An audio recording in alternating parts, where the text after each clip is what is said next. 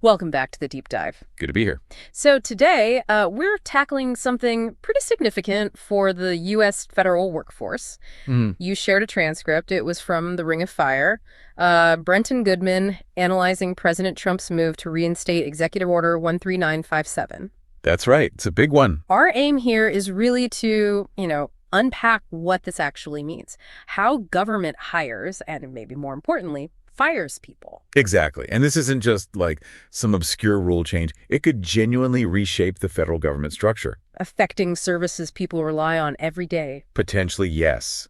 Goodman's analysis really zeroes in on how this order could remove competitive hiring rules. For certain jobs, right, not all of them. Right. For positions tagged as policy making, policy determining, or confidential, it's sort of a broad set of labels. Okay, so estimates are floating around, maybe over 100,000 federal employees. What kind of roles are we actually talking about here? It's not just the cabinet secretaries or anything. No, definitely not just the top political appointees.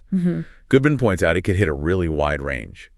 Think office managers. The people keeping things running day to day. Precisely. HR specialists, IT experts, even the FOID officers who handle information requests. Wow. Okay. And it could also include supervisors, basically anyone, the director of OPM, the Office of Personnel Management, who is a political appointee, decides fits those categories. So the potential reach is pretty vast. It really is. Goodman also brought up the history, which I think is fascinating. The Pendleton Act of 1883. Why was that such a big deal? Ah, yes. Well, the Pendleton Act was basically born out of the disaster of the spoils system. Where jobs were just handed out to political buddies? Exactly. Political loyalty was everything. It actually came about after President Garfield was assassinated. By someone who felt they deserved a government job. Right. That's the story. It really highlighted how bad that system was. So the Pendleton Act tried to fix it, shifting things towards merit, hiring based on qualifications, not who you knew. Creating a nonpartisan civil service. That was the goal. That was the core idea. Expertise over political connections. So, knowing that history, what are the arguments for bringing back this kind of executive order now?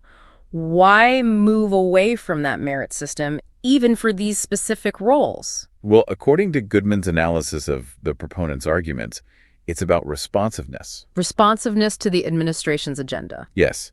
They frame it as tackling a, quote, bloated or inefficient bureaucracy. The idea is to ensure the people in these key roles will actively implement the president's policies. Accountability is the key word they use. Making government, in their view, more effective. That's the claim, greater efficiency and accountability to the executive branch. Okay, and then the flip side. What are the main worries, the arguments against this? The biggest fear, and Goodman stresses this, is sliding back towards cronyism. Back to the spoils system, essentially. Sort of, yeah. Critics are concerned that you could see skilled, experienced professionals pushed out. And replaced by? By political loyalists. People chosen for allegiance, rather than, say, deep expertise in their field.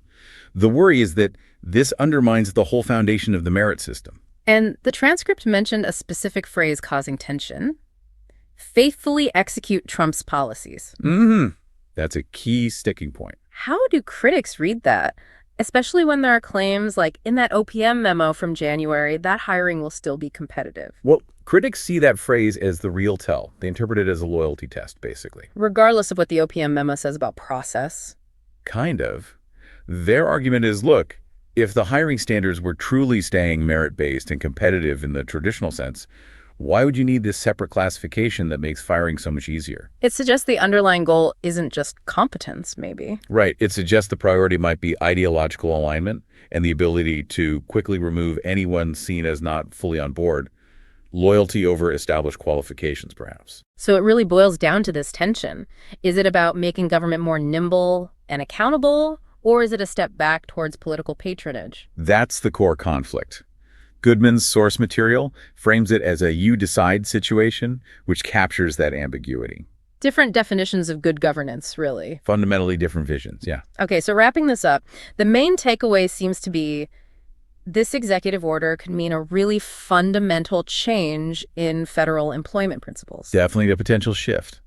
And there are arguments on both sides that have some weight, depending on your perspective. Which leaves us with something to think about. Absolutely.